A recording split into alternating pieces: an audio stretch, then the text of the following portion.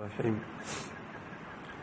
يا أيها الذين آمنوا كتب عليكم الصيام كما كتب على الذين من قبلكم لعلكم تتقون. رمضان المبارک میاشت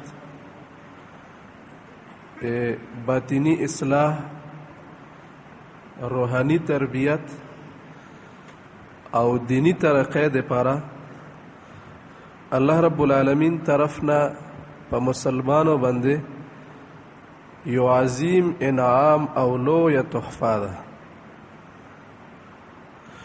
چونکه انسان په دې کائنات کې د نور مخلوقاتو نه یو ممتاز مخلوق ده. الله رب العالمین په نس د ټول مخلوقاتو نه اشرف او افضل مخلوق ده. د انسان استعداد او صلاحیتونه د نور ټول مخلوقاتو نه بلند او اعلی دي. ولقد کرمنا بني آدم وحملناهم في البر والبحر ورزقناهم من الطيبات وفضلناهم على كثير ممن خلقنا تفضيلا. دی وجنه انسان سره په دې دنیا کې معاملات د نور مخلوقاتو غوندې نه کیږي. یو خو انسان د لپاره په دې کائنات کې بندوبست د نور ټول مخلوق نه زیات شوی دی. ټول کائنات انسان د لپاره جوړ دی. دویم نمبر، انسان ته الله رب العالمین طرف نه مواقع زیات ملويږي. دا داسې نه ده چې لکه یو جرم وکي یو ګناه وکي نو بیا دته موقع نشي ورکوله، بلکې یو سړی کا ټول عمر د الله رب العالمین په نس په جرائمو کې چې ټولو نه غټ جرم ده شرک، که د سړي ټول عمر شرک کړو د زندګۍ په آخري ایوې لمحې کې د الله رب العالمین طرف ته رجوع وکړو، په صدق دل سره کفر نه او شرک نه توبه وبسله، الله رب العالمین د سړی بیا هم قبلوي، بیا هم نه ضایع کوي. ځکه چې انسان قیمتي ډیر ده. قیمتي شي بچاو دپاره خلک بندوبست ډیر کوي، هغه ته موقع ډیره ورکوي، هغه باندې مهنت ډیر کوي، ضایع کول نه بچ کولو کوشش ډیر کوي. د رمضان المبارک میاشت هم د انسان دپاره د تیر شوي وخت چې کوم دینه تلفات شوي دي، نقصانات شوي دي، د هغې براوري کولو دپاره چې کومه زندګۍ حساب مخکې دنه تیره ده او په هغې کې کمی کوتهي کړې ده چې کمی کوتهي خپله پوره کړي او دې نه بعد آینده کول دپاره په ده کې یو قوت پیدا وشي چې په هغې کې دا په مخ سفر وکړي او دینی ترقي حاصله کړي، د الله رب العالمین قرب حاصل کړي. نو رمضان المبارک میاشت د مخکې څټ ته دواړو دپاره د انسان دپاره یو عظیم نعمت، خو ولکه انسان د هغې قدر وکړي. د انسان بګړېدلو عموما غاټې غاټې دوې وجې وي. یو انسان د شیطاني وسوسو د وجې نه خرابېږي، ګناه او د جرم ارتکاب کوي، او یو انسان د نفسني خواهشاتو د وجې نه. دا دوه شیونه که انسان نه لرې کې بیا د انسان خپله نور د فطرت په طور باندې الله رب العالمین سره محبت کوونکه ده، الله رب العالمین ته بندگی کوونکه ده او دا ډېر په تیز رفتارۍ سره کوونکه ده. دا خو شیطاني وسوس دي او د انسان خپل نفسني خواهشات دي چې انسان ته پښو کې هغه چولی ده زنځیرونه اچولی. کنی دا انسان چې دغې دوه شیونو نه آزاد کې نو دا ډېر تیز رفتارۍ سره مزال کوي. او الله رب العالمین په رمضان المبارک کې د نورو وختونو نه چې کوم زیاتی خصوصیات پیدا کړي دي د هغې ټولو حاصل د دغې دوو شیونو سدباب ده. شیطاني وسوس هم ختم شي، نفسني خواهشاتو کې هم سړي ځان باندې کنټرول پیدا شي. رمضان المبارک په میاشت کې د نورو وختونو نه غاټ غاټ څلور خصوصیات دي. اول نمبر، الله رب العالمین په دې میاشت کې شیاطین او سرکشي جنات وتړي. ابو هريره رضی الله تعالی عنہ نه روایت ده، اذا كان اول ليله من شهر رمضان صفدت الشياطين ومرضت الجن، چې کله رمضان اوله شپه داخليږي نو الله رب العالمین شیطانان وتړي او سرکشي جنات وتړي.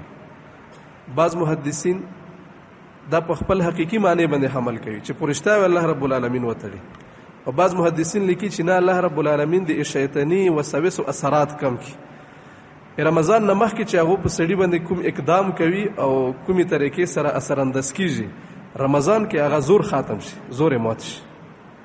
نو اول نمبر الله رب العالمین انسان ته دا مقاویر کی چې کوم شي نه ته خرابېدې شیطانی وسوس الله رب العالمین هغه دنه منقطع کی. وغلقت ابواب جهنم فلم يفتح باب منها. الله رب العالمین جهنم دروازې باندې کی. جهنم دروازو باندې دلو مطلب هم دغه ده چې شیطانی اثرات شیطانی وسوس کم سي کم شي. نو یو خصوصیت د رمضان المبارک دا ده شیطانی وسوس او شیطانی غلبه الله رب العالمین ماته کی انسان ته مقابل اوش ځان سنبال کی. دویم نمبر وفتحت ابواب السماء فلم يغلق باب منها وينادي مناد يا باغي الخير اقبل ويا باغي الشر اقصر. روحانی او د فرشتو توجهات الله رب العالمین خلقو طرف ته متوجه کی. د جنتونو دروازې کولاوش جنت دروازې کولو مطلب داوی چې د انسان نفس خود به خود نیکه طرف ته مایل شي. ځکه د جنت حصول لپاره د الله رب العالمین بندگی کول، نیک عمل کول، خیر کارونه کول دا لار ده. نو سړي اغلار طرف ته میلان پیدا وشي. وفتحت ابواب السماء د اسمان د ابواب الجنه جنت دروازو کې لویدلو مطلب ده چې سړي هغه نفسانی تقاضې خواهشات بدل شي. تاسو به کتلی رمضان میاشت څنګه شروع شي نو عام طور باندې خلکو کې کیفیت کې واضحه تبدیلی راشي. تلاوت طرف ته رغبت زیات شي، المنځونو سره محبت زیات شي، خلکو سره شګړې کول شوق پیدا شي. هر سړی حتی الوسع کوشش کوي چې زه په دې میاشت کې سنسه نور اوقاتو نه زیاته دینداری وکړم. او فرشتو طرف نه وزونه شروع شي، فرشتو به قاعده نزول شروع شي. خاص کر ليله القدر او شب قدر کې خودمره ډېرې فرشتي دنیا تر کوزي وي چې شمار نه وي او د فرشتي وزونه کوي خلکو ته اے نکه طلب کوونکو نکه طرف ته ورمخ کې شه او د بدایو کوونکي بدایو نه راوسار شه. دا تاسو د پاره یو میاشت. الله رب العالمین په انسان کې د ادراک مختلف آلات پیدا کړی دي. یو خو حواس خمسه دي د ظاهري چې کوم حواس دي، سترګې دي، غوږونه دي، خوله ده، پیزه ده، په ځانو سره سړی کتل کوي، په ځانو اورېدل کوي، په ځانو بویول کوي. او د هر یو آلې خپل خپل محل ده چې په سترګو کوم کار کیږي هغه په غوږونو نه کیږي، د غوږونو کار هغه په پیزې نه کیږي، د هر یو خپل محل ده. یوه آله د ادراک په انسان کې عقل ده. عقل چې کوم شی نه معلوموي هغه په دغې ظاهري حواسو نه معلومیږي. او یوه آله د ادراک په انسان کې روح ده. روح د فرشتو صحبت نه استفاده کوي، د الله رب العالمین صفاتو نه استفاده کوي. د انسان په باطن کې روح چې کله پکیزه وي، صالح وي، تندرست وي. یو خدا چې سړی روح هغه دنیا په خواهشاتو باندې ګنده وي. آینه کې چې سړی مخ ګوري په دې آینه باندې پاسه نه خاورې ولګوي نو بیا ورکې مخ نشي کتلی. نو د آینې هغه نه وي چې آینې کې کتلو طاقت نشته، خو اته هغه شی مخکې پرده ده هائله. د انسان روح دا ډایرکټ الله رب العالمین د صفاتو نه استفاده کوي. انسان خو د الله رب العالمین خلیفہ ده. د الله رب العالمین د صفاتو په دې کائنات کې دا انسان دغه مظاهره کوي. صبر ده، شکر ده، حلم ده، همدردی ده، خیرخواهی ده، سخاوت ده. دا ټول خداوندی صفات دي. او انسان په دې باندې مزین کیږي چې کله د انسان روح صالح وي. نو کله په رمضان کې چې د فرشتو نزول کیږي او د سړي روح صالح وي، د خواهشاتو ګرداور باندې نه وي پرته، نو دته یو بهترین ماحول په لاس راشي.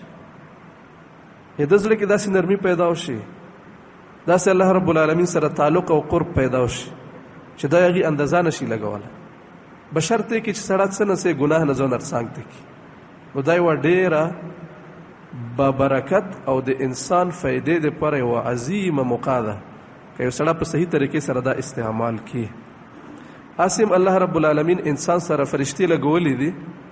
وان علیکم لحافظین کراما کاتبین. په هر سړي باندې شی او کینمټ باندې وا فرشتہ خو ناشته ده دغې نه هم انسان استفاده کوي چې کله انسان روح صالح وي نو هغې نه هم استفاده کوي. بیا خو رمضان المبارک کې الله رب العالمین به طور خاص هغه فرشتې نازلوي چې هغه د خلکو د زړه کانټا تبدیلوي. یا باغی الخیر، د خلکو ته د فرشتې اواز څه مطلب وي؟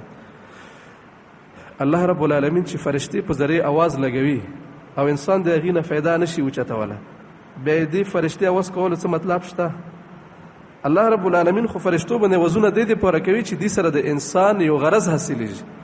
انسان روح هغې سره خود به خود هغې طرف ته میلان کوي، باطني طور باندې معنوي طور باندې انسان دې احساس کوي د کوم شوق چې سړي زیاتېږي دا یې دغې فرشتو اوازونه وي، د انسان روح سره د هغې ملاقات کېږي. لکه اواز چې سړی واوري په سترګو خو نشي لیده چې اواز راغلو، خو چې لاندې داسې ورته یکسو شي بیا لارې لارې اوازونه واوري او ورو ورو چې کله شپه شي ماحول جوړ شي بیا خو یا ډېر باریک اواز واوري. نو چې داسې انسان د ګناهونو نه څنګ ته شي نو دغې فرشتو اوازونه ډایرکټ د هغه روح سره ملاقات کوي او د په روح کې بیا د انکای او میلان پیدا کېږي. دویم خصوصیت د ماه رمضان هغه د فرشتو او د الله رب العالمین طرف نه نورانیت توجهات دي. او دریم نمبر په دې میاشت کې الله رب العالمین د اعمالو قدر او قیمت زیات کی. انسان لالچی ده چې کوم شي کې ګاټه ډیره وي نو هغه طرف ته برغبت ډیر لري. نو الله رب العالمین د انسان دغه کمزورۍ ته او دغه لالچ پوره کولو چې انسان وګوري چې یاره مخکې و ماته یو عمل باندې څومره ثواب میلاوېدو په رمضان کې د هغه په څو ګناه زیات میلاوېږي نو انسان نکای سره رغبت پیدا شي. نفل چې سړی په رژې کې وکړي رمضان کې نو دومره ثواب ده لکه رژې نه علاوه چې فرض کړی او فرض چې څوک په رمضان کې ادا کړي داسې مثال لري لکه رمضان نه علاوه چې اویا فرض ادا کړي. بیا خاص کر لیلة القدر رمضان کې وشپه ده، قرآن مجید کې الله رب العالمین د هغې ذکر کړی ده. لیلة القدر خیر من 1000 شهر، زرو میاشتو نه تقریبا 83 کالو نه زیات په دې شپې کې چې یو سړی عبادت وکړي. د عبادت مختلف طریقې دي، المنځ یې وکړو، تلاوات یې وکړو، ذکر یې وکړو، صدقه یې چاته ورکړه، واعظ و نصیحت یې وکړو، چا دپاره همدردي ستله، چا دپاره دعا وکړه. دا ټول د خیر کارونه دي. نو په یوې شپې کې چې سړی کوم د خیر کار وکړي هغه د دې شپې نه علاوه د 83 کلونو نه زیات ثواب لري. دریم نمبر الله رب العالمین د اعمالو قدر او قیمت زیات کی. او څلورم نمبر الله رب العالمین عام د معافی اعلان کوي. مختلف روایاتو کې رسي چې الله رب العالمین د افطار په وخت کې چې کله روزادار روزه ماتوي ډیر ګڼ شمیر او زیات مقدار کې هغه خلک جهنم نه آزادوي چې هغه د خپل بد عملیو د وجې نه جهنم په ځان واجب کړی وي، ان هغه جهنم مستحق وي. الله رب العالمین د روژې په برکت باندې د کوم چې مجرمین دي او د خپل جرم د وجې نه سزا مستحق دي الله رب العالمین کل عام هغې ته معافی اعلان وکړي. په زرګونه خلک الله رب العالمین د رمضان په میاشت کې د افطار په وخت کې جهنم نه آزادوي. دا خو د عام ریزې خبره ده. بیا لیلة القدر کې خو الله رب العالمین چې کومې معافی کوي هغه ډېر په زیات مقدار کې دي. نو دا څلور غټ د رمضان المبارک د میاشتې خصوصیات دي. دی وجې نه به نبي علیه صلات وسلام چې کله د رمضان مبارک میاشت ارتله د رمضان نه مخکې به خلکو ته باقاعده طور باندې خطبه ورکوله، واعظ و نصیحت به یې کوله. سلمان فارسی رضی الله تعالی عنه روایت کوي چې شعبان په اخري ریزه کې نبی علیه صلات وسلام موږ ته خطبه راکړه. خطبنا رسول الله صلی الله علیه وسلم. نبی علیه صلات وسلام خلکو ته فرمایي یا ایها الناس، ټولو خلکو ته خطاب دی، قد ازلکم شهر عظیم شهر مبارک، تاسو باندې یوه ډېره لویه میاشت سیره اچونکې ده او ډېره برکت والا میاشت. شهر فیه لیلة خیر من 1000 شهر، په دې میاشت کې یوه شپه داسې ده چې د زرو میاشتو نه د هغې ثواب ډېر زیات ده. په دې میاشت کې الله رب العالمین جعل الله صیامه فریضة وقیام لیله تطوعا، ریزې روژې الله فرض کړي دي او د شپې ودرېدل د الله رب العالمین نفل ګرځولی. من تقرب فيه بخصلة كان كمن ادى فریضة فيما سواه، د میاشت کې څوک چې نفل ادا کړي داسې مثال لري لکه دې نه علاوه فرض ادا کړي. ومن ادى فيه فریضه كان كمن ادى 70 فریضه فيما سواه. او څوک چې فرض ادا کړي داسې مثال لري لکه دین علاوه او یا فرض ادا کړي. هو صبر شهر الصبر والصبر ثوابه الجنه، هو شهر المواساة، هو شهر اوله رحمه واوسطه مغفره واخره عتق من النار.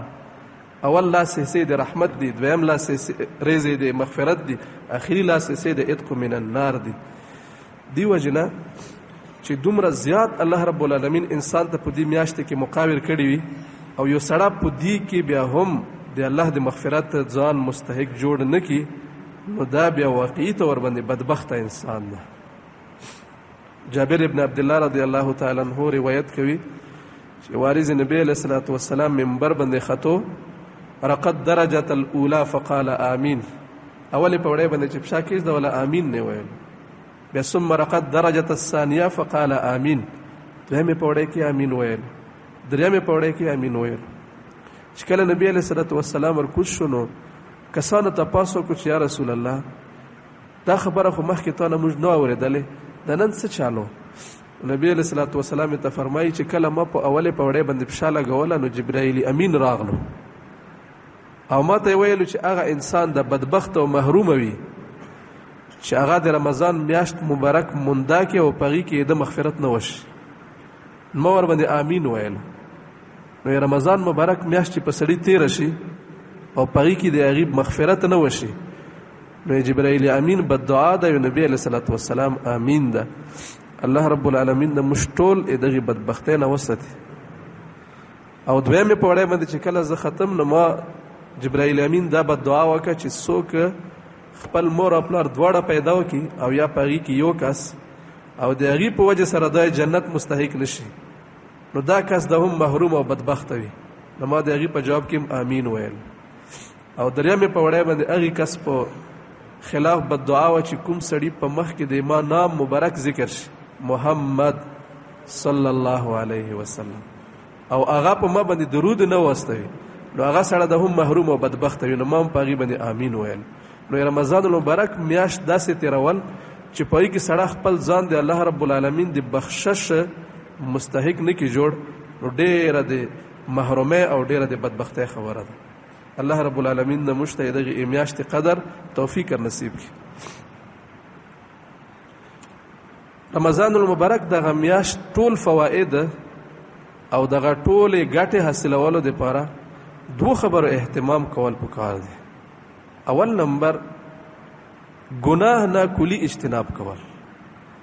د یو میاشت سره ځان سره د عزم وکي چې په دې میاشت کې به زه د هر قسم ګناه نه ځان بچ کوم. انما يتقبل الله من المتقين.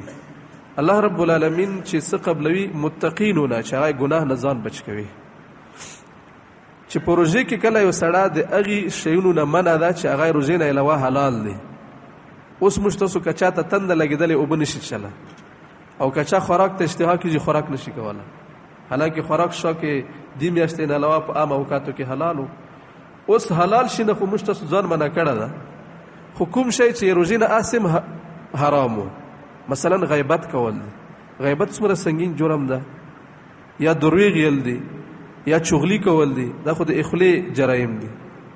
او چا پسې پچمی ویل دی، چا خلاف پروپاګاندا کول دی، چا توهین او تحقیر کول دی، به تحقیق خبره پلاول دی، د چا بے عزتی کول دی، چا دل ازری کول دی، سترګو غلط استعمال ده، نه محرم باندې د شهوت په نظیر سره سترګې غړول، په غوږونو باندې لبې سندرې اوریدل، لسونو او پښې غلط استعمال کول، په زړه کې غلط خیالات او جذبات ساتل، چا سره کینه بغض او حسد ساتل، دا ټول جرائم چې روژې نه علاوه حرام دي.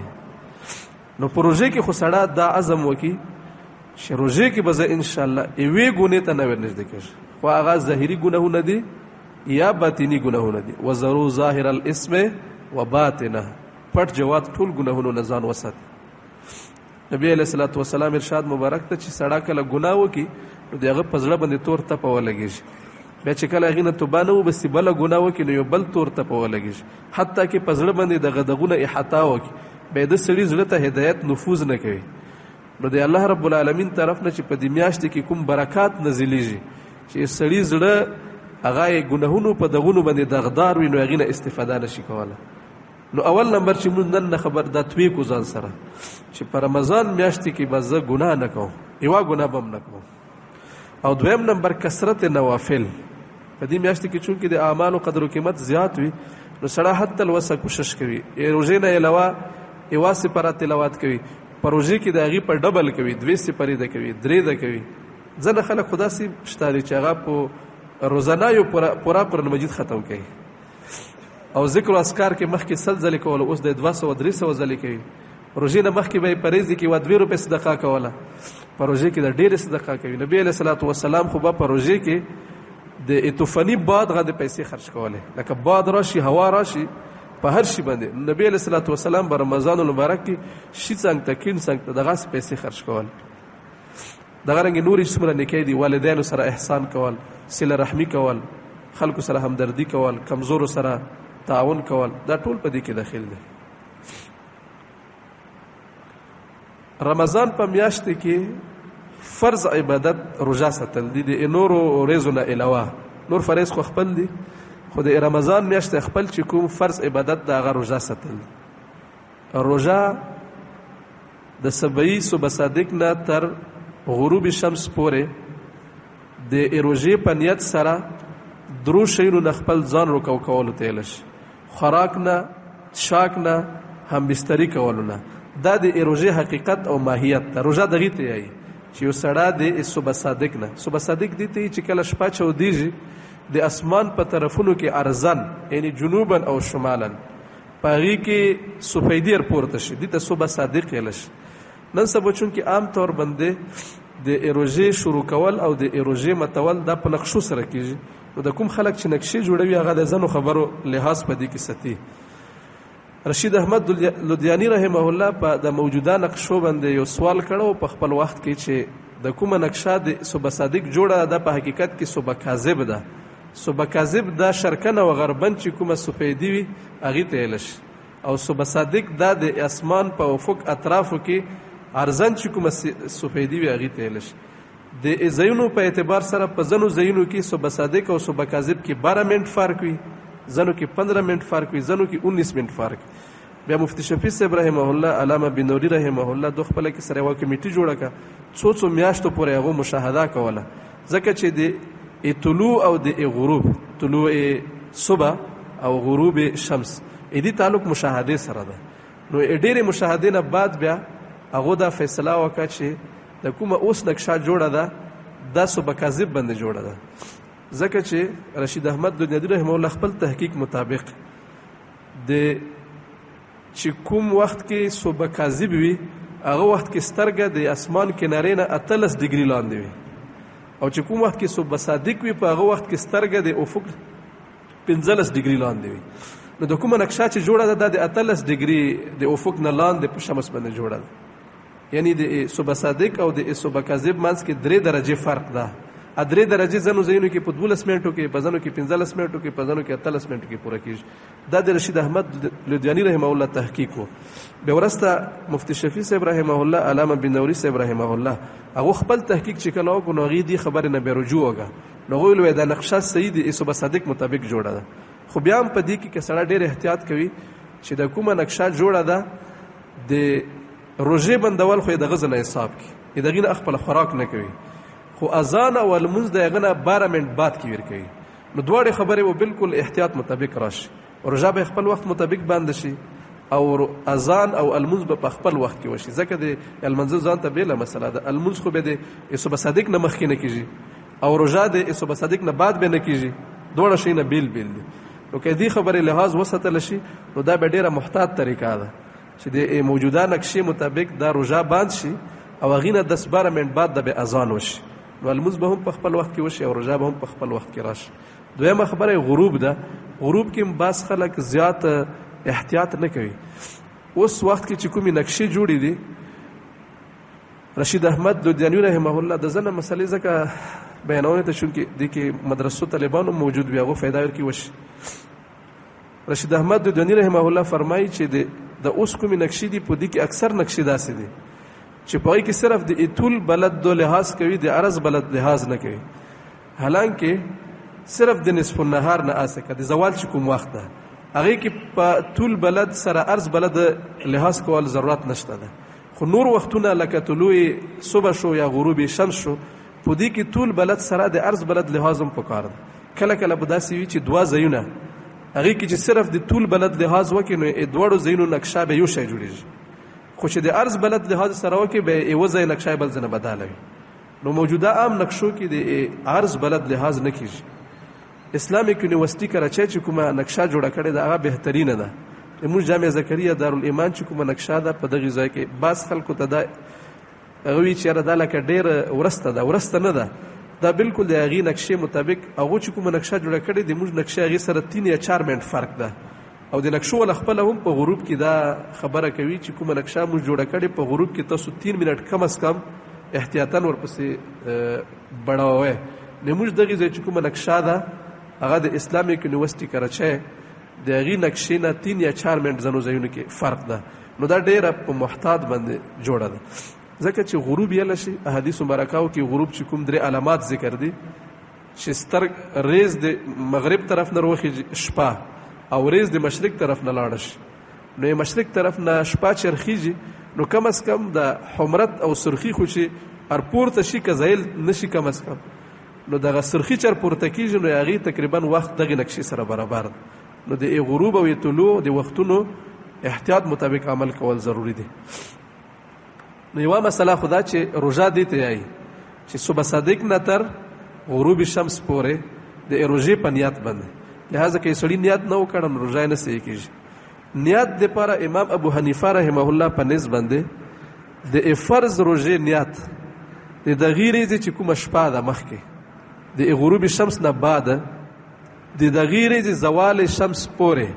نیت کول صحیح دی امام ابو حنیفه رحمه الله په نس باندې یعنی مثلا سبا ته روژه ده نن چې کله غروب شمس وشي د نن غروب شمس نه بعد تر سبا ته د زوال نه مخکې یو سړي که نیت وکړي روژې نیت یې صحیح کېږي نفلو کې هم د امام ابو حنیفه رحمه الله دغه مذهب ده چې زوال نه مخکې سړی نفلو نیت کولی شي نظر معین کې هم د امام صاحب دغه مذهب ده البته صرف د کفارې روژې شوې یا نظر غیر معین شو یا غي نیت دپاره شپې نه نیت کول شرط دی یعنې صبح صادق نه مخکې به نیت کوي که یو ځل صبح صادق در باندې وشو نو بیا د قضا روژې نیت کول نه دي صحیح یو سړي باندې رمضان روژه پاتې ده نو هغه چې کله قضایي کوي شپې نه به نیت کوي که یو ځل صبح صادق شو نو هغه نه بعد بیا د نیت نه صحیح کېږي خو د رمضان په روژې کې شپې نه نیت کول ضروري نه دي شا طریقه خو دا چې سړی شپې نه وکړي خو که یو سړي نه شپې نه نیت پاتې شو د زوال نه مخکې هم هغه نیت کولی شي روژه په هر مسلمان عاقل بالغ سړي باندې